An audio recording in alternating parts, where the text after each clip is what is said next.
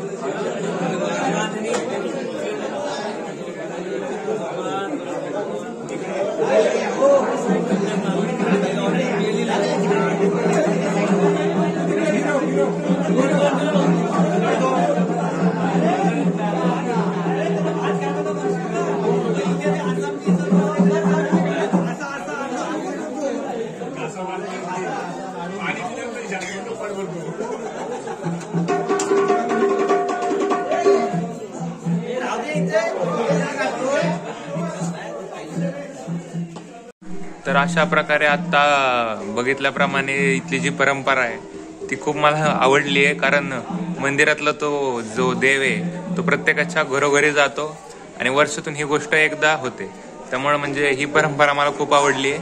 आता आपल्याकडे जो शिमगा आहे, ज्यांच्याकडे ह्या वर्षी मान होते त्यांचे मान झालेले पूर्ण, आणि आमच्याकडे असं नाही की ज्यांच्याकडे मान असतो त्यांच्याकडे जातो देव, ज्यांच्याकडे मान नसतो त्यांच्याकडे पण जातो देव, आणि तो फिरता मान असतो.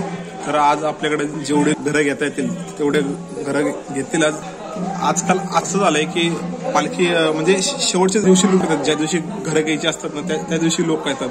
तर हे म्हणजे जर कोण माझी व्हिडिओ आपल्याकडची लोक बघत असतील तर राग नका मानून घेऊ. आणि एक परिस्थिती, ज्या दिवशी आपल्याकडे देव येतो त्या दिवशी आपण येतो, आणि ज्या म्हणजे देव दाराच्या बाहेर पडला की आपण बॅग घेऊन लगेच घरी.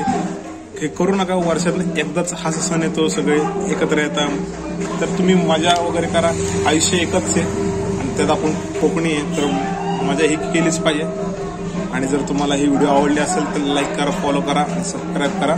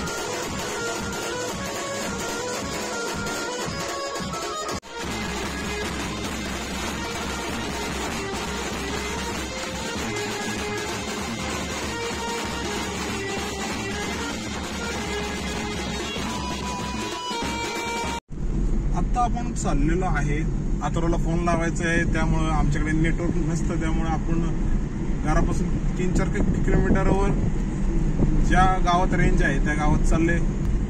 चला आता. नमस्ते मित्रांनो, आज तुम्ही बघितलं असेल आपल्याकडे काय काय झालं. आज आपल्याकडे देव आला होता. तर आज एवढं संध्याकाळचं शूट करायला भेटलं नाही, तमाशाचं शूट करायला भेटलं नाही, कारण की फोनला चार्जिंग नव्हते आणि आपण बाहेर पण गेलो होतो. तर आज मला फोन करायचा होता. तर तुम्हाला आजचा ब्लॉग कसा वाटला ते नक्की सांगा आणि धन्यवाद. आणि आपण उद्या आपला शेवटचा ब्लॉग असेल आणि परवा आपण पुण्याला जाऊ. तर चला, bye bye, good night, take care, काळजी घ्या.